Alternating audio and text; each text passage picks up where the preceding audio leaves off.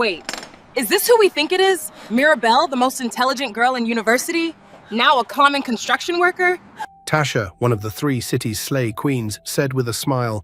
Her voice dripped with mockery as she spotted a young woman in dusty construction clothes. Mirabelle had just lifted another block onto her head when the sharp, cruel laugh made her turn. There, in a white, luxurious Mercedes-Benz, sat three of her old coursemates, dressed in expensive and glittering clothes and perfumes, their eyes dripping with mockery. Mimi gasped loudly, covering her mouth in fake shock. No way, that can't be Mirabelle, our former coursemate, the so-called genius of the class. Geez, look at her now, mixing sand like an ordinary laborer. Kendi burst out laughing, pulling out her phone immediately. My God, it's really her, the Mirabelle every lecturer used to praise, the one we were told would change the world, so this is what she finally became? A common construction worker under hot sun. Their laughter rang across the site, drawing stares from other workers. Mirabelle froze where she stood, cement dust on her face. Tears welled in Mirabelle's eyes. The humiliation was unbearable, and still they didn't show any sign of remorse. But what none of them knew was that the very woman they were mocking today was about to shock them in a way they would never forget.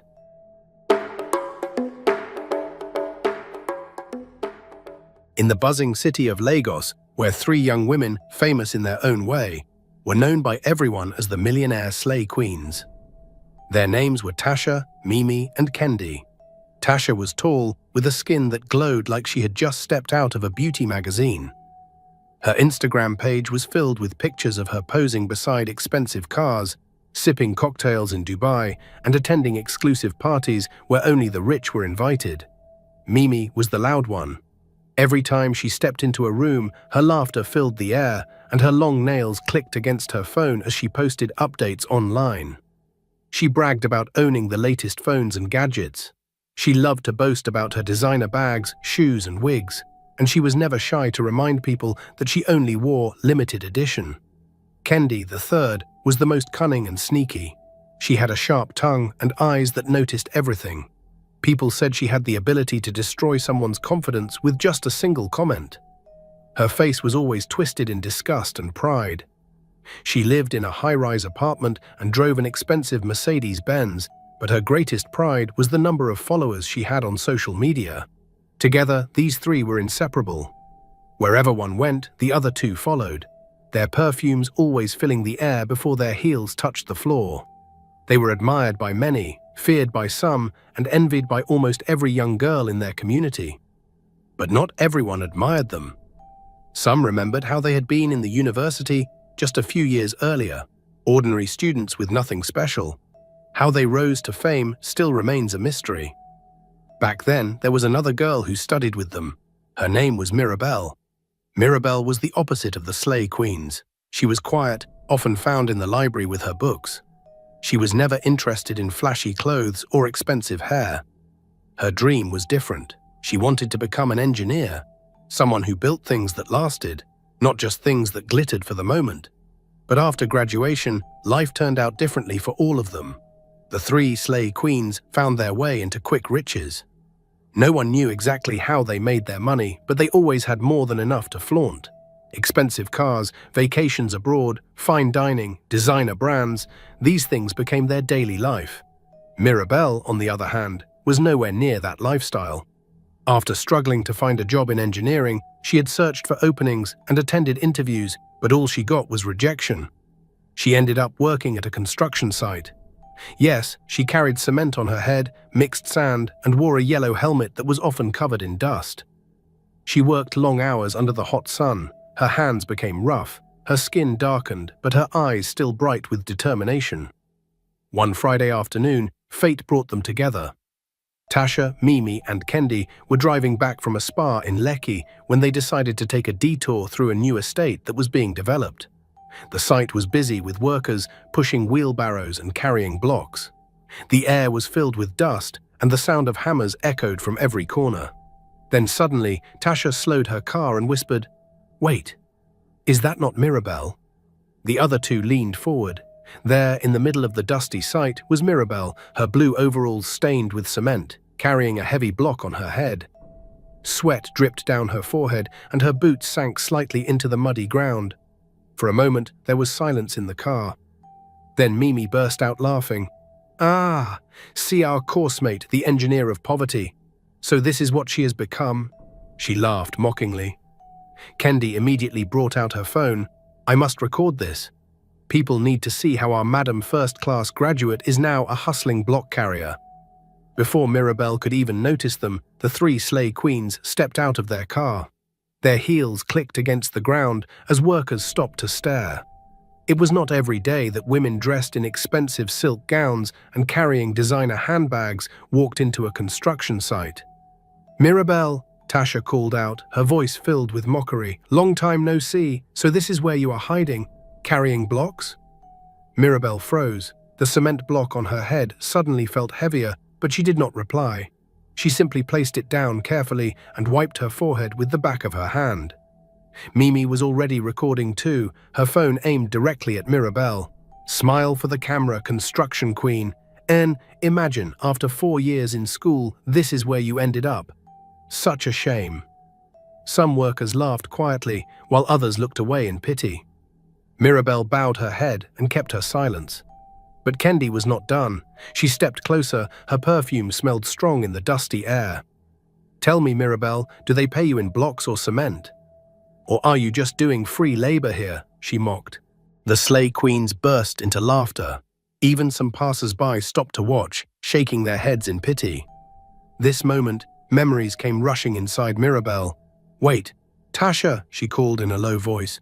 "You guys are literally locking me after everything I did for you three in school, after the times I helped all of you during exams. If it weren't for me, none of you would have been able to pass our final year exams. I helped you, and you promised in your own words that you won't forget it. And here you're mocking me." Her voice broke as she remembered everything. And not just that. There was another painful memory that came crushing inside Mirabelle's chest, heavy and saddening. It was the memory of her mother dying in the hospital because there was no money for her medical bills during that final year. She had spent it in hunger and tears and still helped these three. "Oh, really?" Tasha mocked.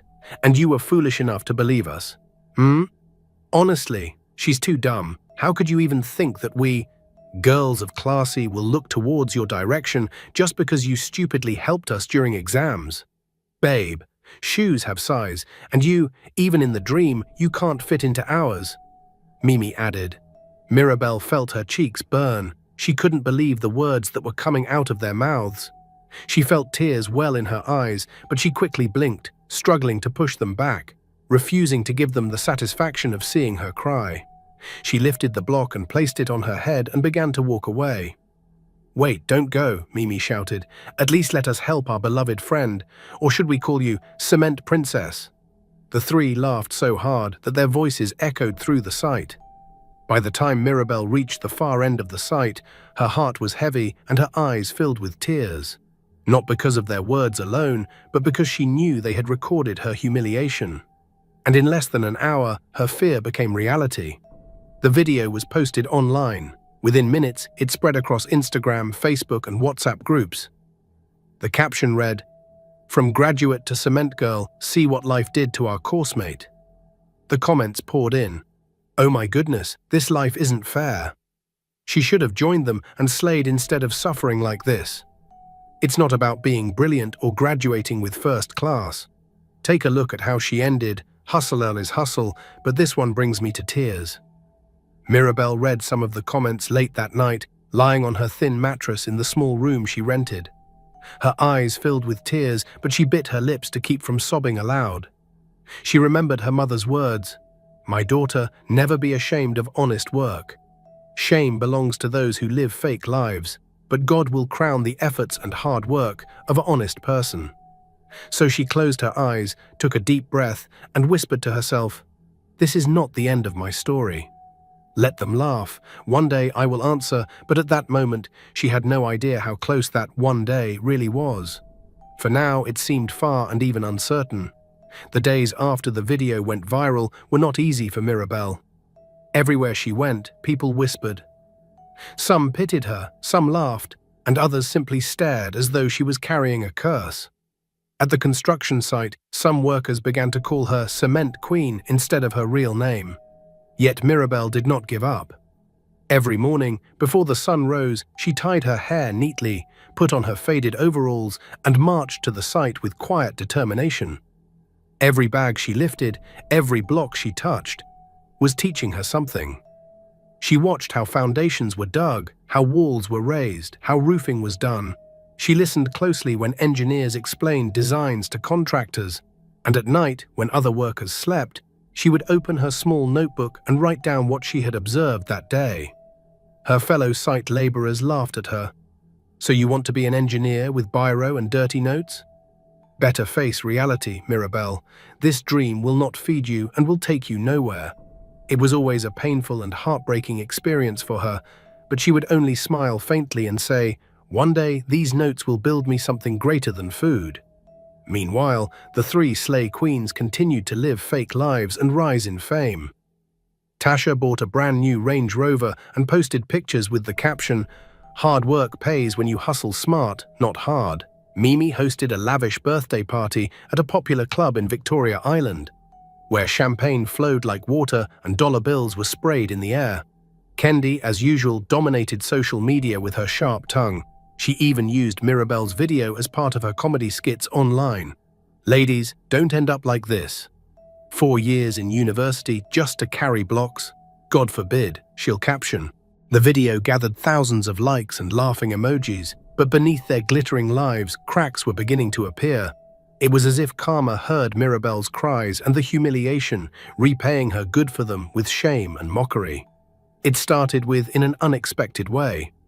Tasha's sponsor, a married businessman who had been financing her trips and cars, was suddenly exposed in a fraudulent scandal. His accounts were frozen, and his wife threatened divorce. Overnight, Tasha's constant supply of cash began to dry up. Mimi, who had been running a boutique with money from an investor, discovered that her investor had disappeared with all the profits. The boutique remained, but debts piled up, and suppliers began to knock on her door and demand for their money. Kendi, though still smiling online, was fighting a silent battle.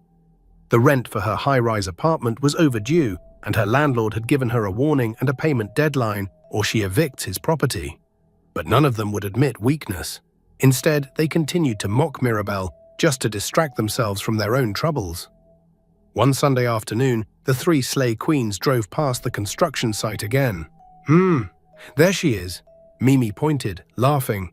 Mirabelle was standing on scaffolding, her face smeared with dust as she measured a wall. Kendi rolled down the window of her car and shouted, "Cement Queen! Please don't fall down, oh, we don't want your dust to scatter in the air," she said in mockery. Tasha, trying to hide her own worries, pulled out her phone and snapped a photo of Mirabelle.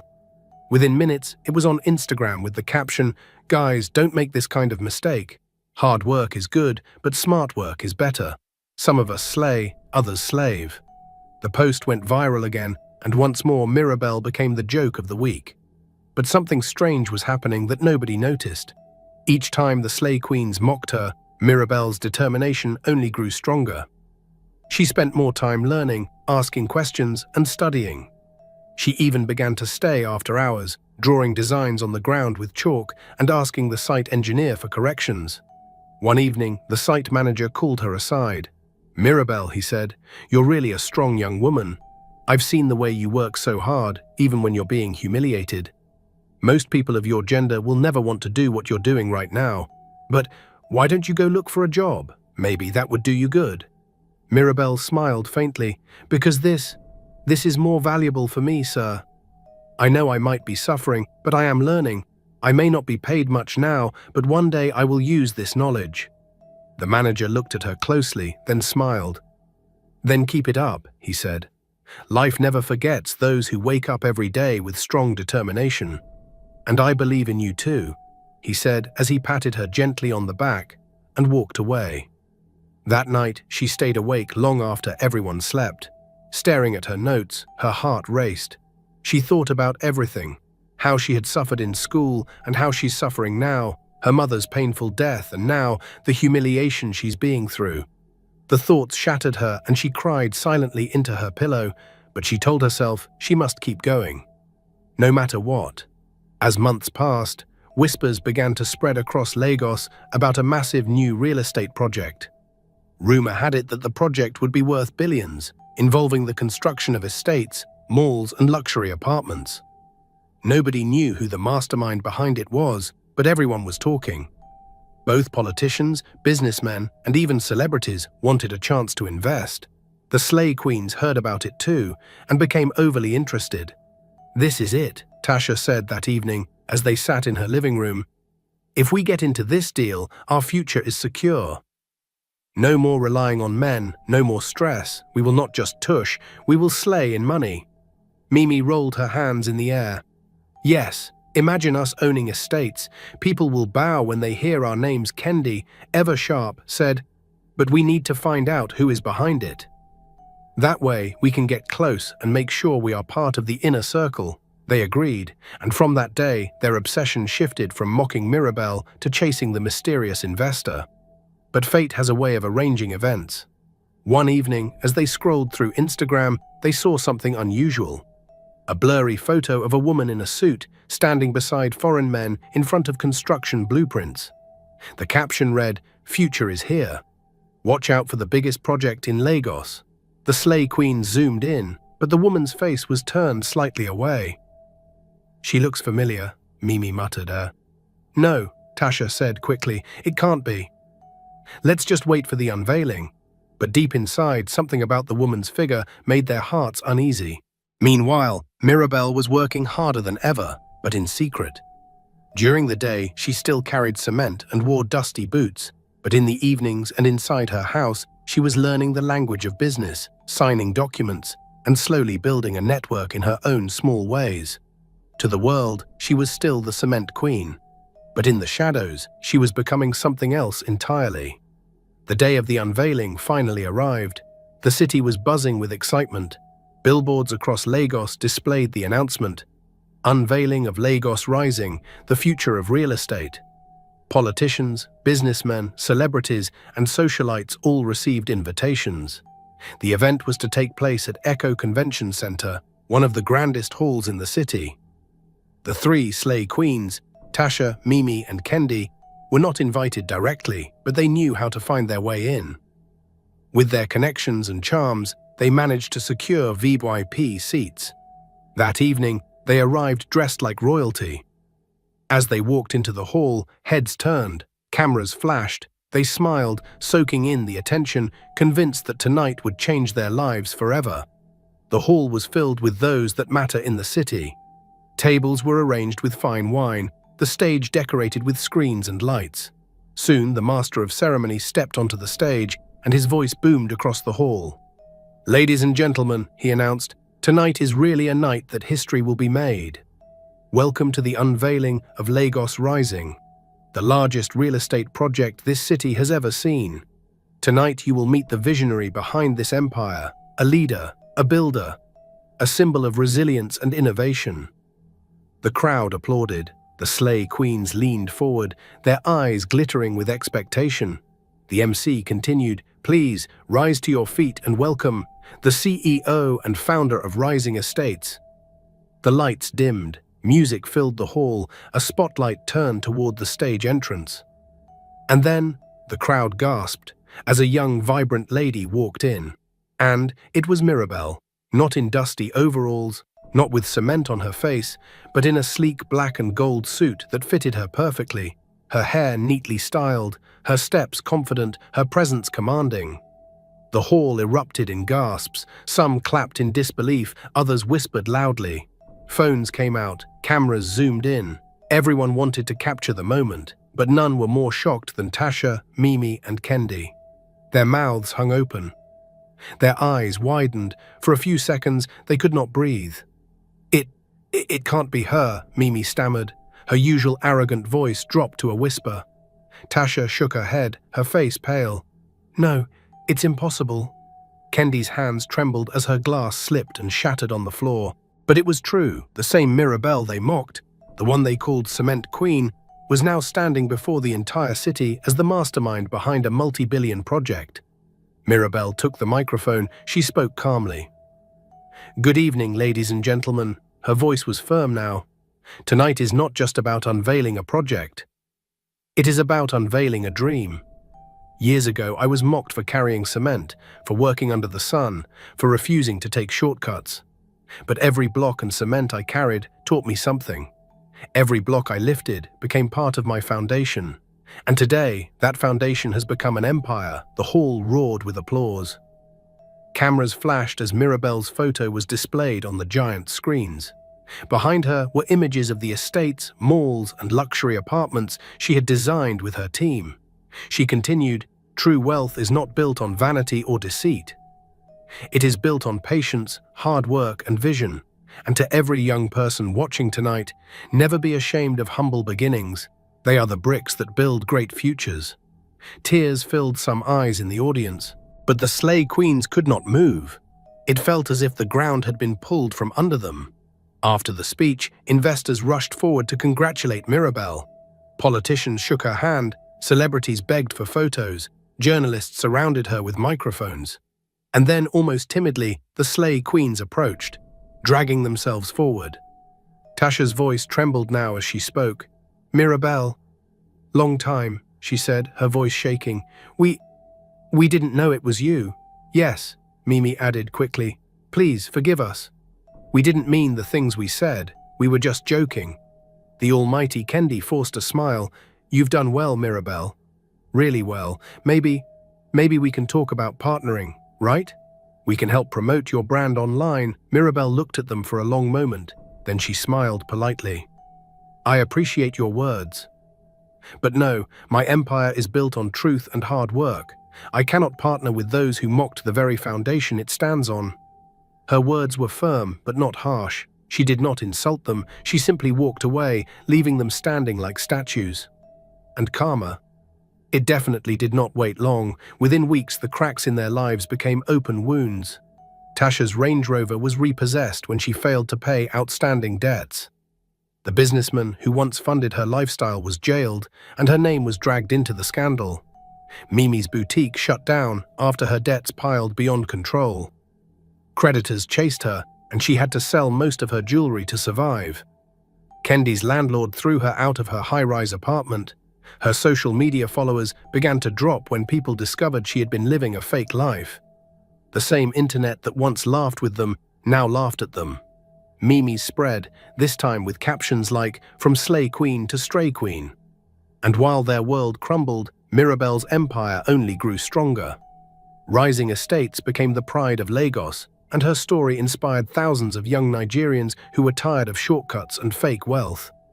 One evening, as Mirabelle walked across one of her estate sites, wearing a helmet and shaking hands with workers, a journalist asked her, "Madam Mirabelle, if you could send one message to the young people, what would it be?" She paused, looked at the setting sun, then replied, "Never laugh at humble beginnings. Because the stone you reject today may be the pillar you lean on tomorrow. Build with patience. Build with truth, and when you rise, rise on a foundation that will never crumble." The workers cheered. Cameras flashed, and Mirabelle walked on, her boots firm against the ground, no longer the cement queen, but the queen who had turned cement into gold. Guys, hard work and patience may look slow, but they build a foundation that lasts forever. Mockery, shortcuts, and vanity may shine for a while, but when the cracks appear, they collapse. Respect humble beginnings, because you never know what greatness they are carrying inside. What do you think of this story?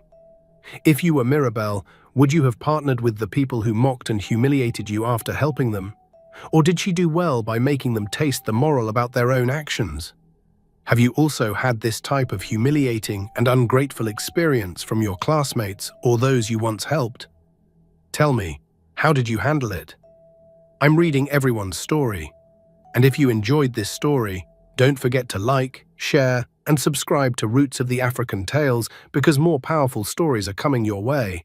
And be sure to turn on your notification bell so you never miss the next tale.